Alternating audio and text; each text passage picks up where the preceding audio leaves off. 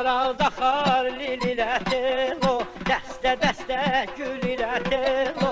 Araz axar lililə telo, dəstə dəstə gül ilə telo. Mən yarımı sevirəm telo, şirin şirin dil ilə telo. Mən yarımı sevirəm telo, şirin şirin dil ilə telo. Əzinəm ay ay ay bir dəmə ay ay. Ne oğlum? Ne göz kaşırıyorsun orada?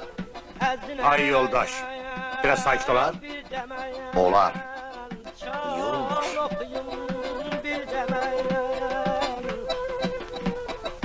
Ömür geçti ay gün geçti, cavan olmaram. İsabaladı. Bir de ben aman tello, tello can tello, canım tello, tello can tello.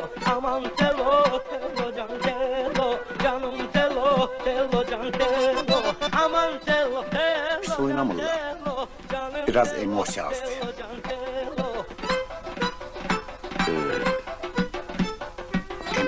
Emosya. Ada biraz dili oynayayım daha.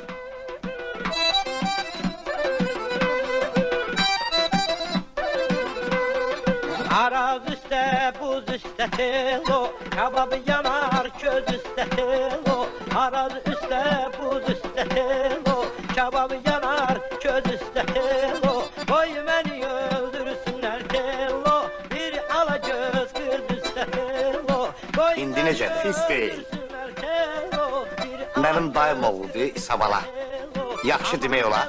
Lazım gəlsə olar. Niyə olmur ki? Canım telo, telo can telo, aman telo, telo can telo, canım telo, telo can telo.